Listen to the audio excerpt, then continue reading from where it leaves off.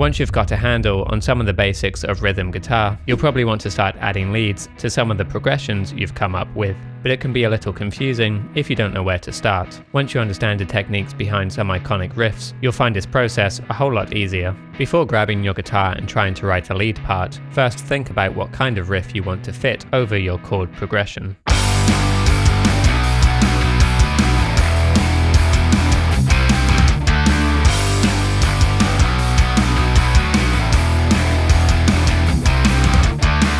Placing a self-imposed limitation can help you narrow your options and allow you to focus on writing the best riff for your song. Try picking a technique or specific style of riff, then write something within that boundary. For instance, you could try a single note riff in the lower or higher register, or one that uses octaves, double stops, or even chords.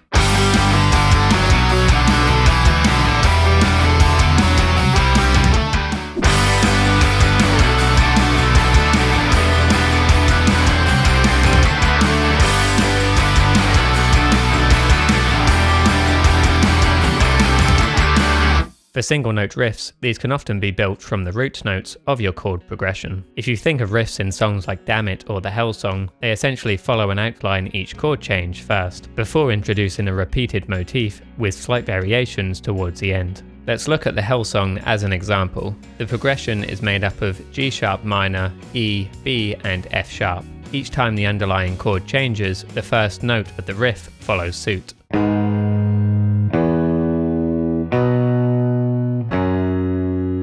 But it's a little motif in between these root note changes that creates that distinctive, catchy riff. This is made up of a simple 3-note pattern. It's incredibly simple, but as the harmony underneath changes, that same repeated phrase feels different depending on which chord it's played over.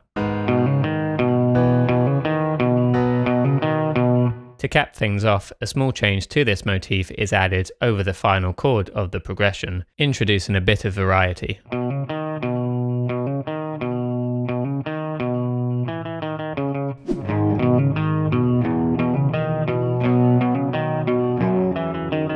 These are all very simple ideas, but once you understand the function of each part of the riff, the root note changes, the repeated motif, and the final variation, it should help you to start piecing together your own creations. It's also a pattern that, once you recognize it, you'll hear being used in many iconic pop-punk riffs.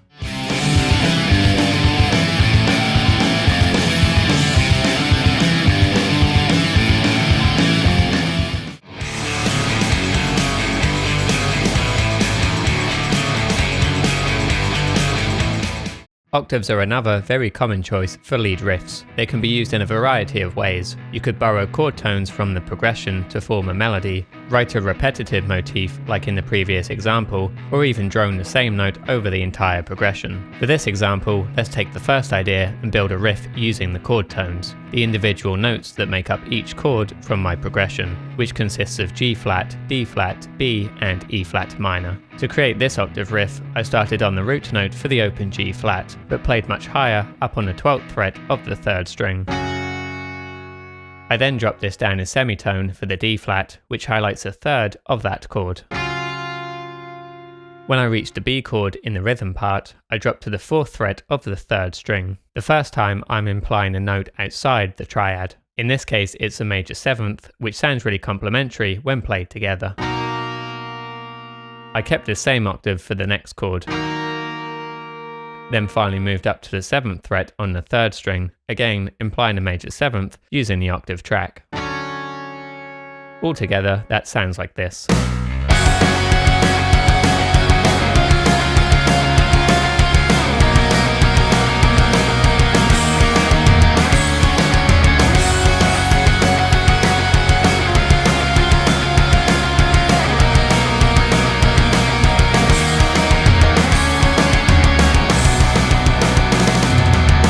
While leads are an incredibly important part of any song, you need to make sure the rhythm fits perfectly first in order for them to stand out. To see how to do that, watch this video next.